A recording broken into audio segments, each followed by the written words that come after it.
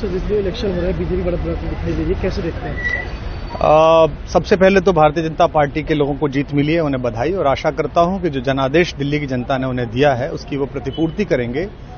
और वे सब आम आदमी पार्टी के लाखों करोड़ों कार्यकर्ता जो अन्ना आंदोलन से आए, जिनके बहुत ही निश्चल, निष्पाप और बड़े भारत की राजनीति को बदलने के सपने की हत्या एक निर्लज्ज, नीच, मित्रहंता, आत्ममुग्ध और चरित्रहीन व्यक्ति ने की, उसके प्रति तो क्या संवेदना। दिल्ली को उससे मुक्ति मिली। और मैं ये जानता हूं कि अब जो आम आदमी पार्टी में लोग बच गए थे सत्ता के लोभ में, लालच में, पदों के लिए, उस पैसे के चक्कर में, वे सब भी अब वापस जाएंगे, लौटेंगे, कुछ अपने व्यवसायों में लौटेंगे, कुछ पार्टियों में चले जाएंगे।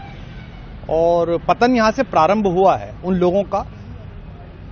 मेरे लिए कोई प्रसन्नता का और दुख का विषय नहीं है, मैं बीच में खड़ा हूं। प्रसन्नता इस बात की है कि करोड़ों लोगों ने आशा लगाई थी, करोड़ों लोगों ने, लोग अपनी नौकरियां छोड़ के आए थे, व्यवसाय छोड़ के आए थे, दुश्मनियां ली थी लोगों ने, उन सब की हत्या एक आत्ममुग्ध आदमी ने, एक चरित्रहीन आदमी ने अपनी निजी महत्वाकांक्षाओं की पूर्ति के लिए की। उसको दंड मिला, ईश्वरीय विधान से दंड मिला। प्रसन्नता इस बात की भी है कि न्याय हुआ। आज जब कहना नहीं चाहिए, लेकिन आज टीवी पर जब जंगपुरा का निर्णय आया और सामने दिखाई दिया कि मनीष हार गया, तो सदा तटस्थ रहने वाली और राजनीति से विरत रहने वाली मेरी पत्नी जो है, उसकी आंख में आंसू आ गए, वो रोने लगी। क्योंकि उसी से उसने कहा था कि अभी तो है ताकत, और उसने कहा था भैया ताकत सदा तो नहीं रहती। तो ये अहंकार आशा करता हूं अगले लोग नहीं करेंगे, जो बाकी दल है वो नहीं करेंगे, इससे सबक लेंगे। और दिल्ली के नागरिकों को मैं अच्छे शासन के लिए बधाई देता हूं। अब भारतीय जनता पार्टी अपने नेतृत्व में सरकार बनाकर दिल्ली के जो दुख थे पिछले 10 वर्ष के, उन्हें दूर करे। और आम आदमी पार्टी के समस्त कार्यकर्ताओं को कहता हूं कि आपने जिस किसी भी लोभ लालच में, सब कुछ जानते हुए एक ऐसे व्यक्ति के समर्थन में काम किया जिसने अपने मित्रों की पीठ में झुरा घोंपा, गुरु को धोखा दिया, अपने साथ कंधे से कंधा मिला के लड़ने वाली महिलाओं को अपने घर लाके पिटवाया, अपनी निजी सुख और साधन के लिए जनता का पैसा खर्च किया, अब उससे आशा लगानी छोड़ें, अब बाहर निकलें, अपना अपना जीवन देखें। मुझे राघवेंद्र सरकार राम की कृपा मिली, जिनका ये घर है, जिनकी कृपा से मैं यहाँ खड़ा हूं। मुझ पर कृष्ण कृपा हुई कि मैं इस निर्लज्ज सर्कस से बाहर आ सका। मैं उन सब से भी अच्छे भविष्य की कामना करता हूं कि वो कोई गंदगी ना फैलाएं कहीं भी, वो लौट जाएं अपने शिविरों में।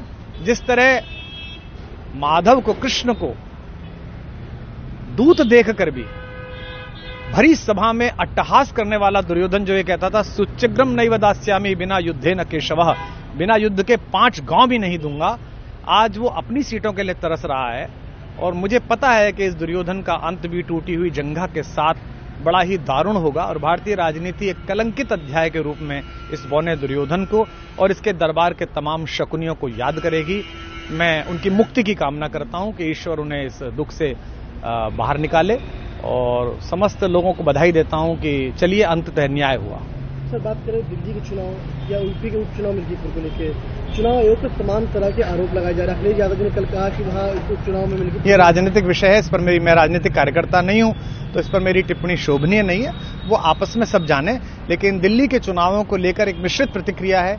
दुख है कि अन्ना आंदोलन से एक ऊर्जा जो पैदा हुई थी, जिससे देश में एक सकारात्मक बदलाव हो सकता था, एक वैकल्पिक राजनीति हो सकती थी, उसकी हत्या एक अहंकारी आदमी ने, एक आत्ममुग्ध और असुरक्षित आदमी ने कर दी।